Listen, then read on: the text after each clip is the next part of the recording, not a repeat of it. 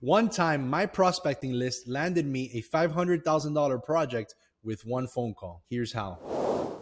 So I used to work at this company called Coroni, and it was a commercial drywall subcontractor where we specialize in doing metal framing and drywall and insulation. And I remember one day I was trying to figure out a way to drum up some business. I remember we used to have our CRM would have all of the information on all of our bids that we did, all of our clients and all of our prospective clients. We had all the information there to do our prospecting and our follow-up. And I remember one time I was going down the list and I was like trying to drum up some business, because when I started at that company, they were like a little mom and pop shop. Like they were still using binders. They were providing labor. Their main source of revenue was labor. They didn't have that many of their own projects. So I took it as a mission to help that company grow, because I knew that if I didn't, I was going to be out of a job. So I was on a mission here to close some sales. Even though I was a project manager, I was the one managing projects. I wasn't really in the sales department at the time. I didn't know how to grow a construction business. I've always been a people person. So I said, you know what, let me just call. Let me just see what happens if I just start calling people. So I pull up our CRM and I started looking at the phone numbers and at the people's names and what jobs we bid. And there was like hundreds of names there. These are people that we've submitted bids for at some point. I start going down the line and I start calling. I grab my phone and I start. Literally, it was just like this. Hey, do you have a project? Hey, do you have a project? Hey, do you have a project? Zero cold calling skills. I stumble upon this company named By His Grace Construction. And that name stood out to me because I'm a Christian, and when people say like by his grace, that's like a Christian term. So I said, you know, maybe these people are Christians. Maybe I'll have a little bit better chance. Maybe God was calling me to call that guy. I don't know, whatever. So I call the number and I say, hey, we've bid jobs for you before. I'm interested in reestablishing our relationship with you. What can we do? And it was a secretary or an office manager that picked up the phone. And she said, all right, well, thank you for your interest. I'm going to go ahead and pass on your information to our project managers. And if we have anything, I'll let you know. I was a little bit bummed out. I was like, all right, whatever. You know, I gave it a shot.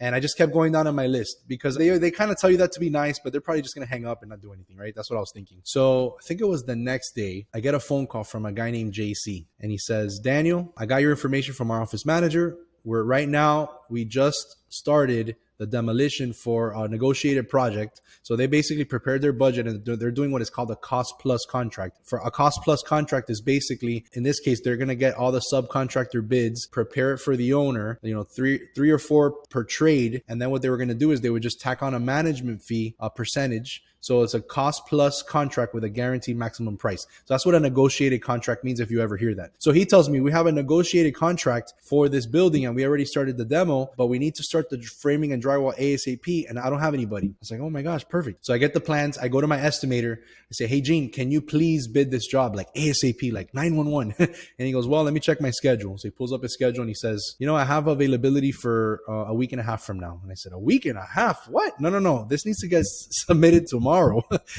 There's no time. This guy was like ready to start. This isn't a bid. This is like a hot, like ready to go. Here's a pro tip. Whenever a client tells you, hey, you know, we're ready to start, or we already got our permit, we have our contract, we're ready to go, those are the people that you need to attack first. Reschedule your estimating department, do whatever you need to do, but these are the guys that you got to attack. So anyways, I go to Gene and he's too busy, and I had never estimated a job before. The extent of my estimating experience at that point was change orders. My old boss, Paolo, used to call me the teddy bear killer because when I would manage a project, I would take care of these projects like if it was my own. Like I wasn't a partner in that business. That was Paolo's business. But when I was there, I would treat those projects. When I would submit change orders, I would negotiate those things. And especially when the general contractors would fight me, I used all my tactics and strategies to beat them. It's funny because even though they're hiring us and we're building for them, it almost becomes like a battle, you know, like you gotta fight them. The extent of my estimating experience was on change orders, how to calculate like how much drywall I needed, how much framing or whatever. So I had never estimated a job before. I had never used the actual template that our company used. So I go to Paolo and say, hey, can you please help me? It's like, oh, I'm too busy. So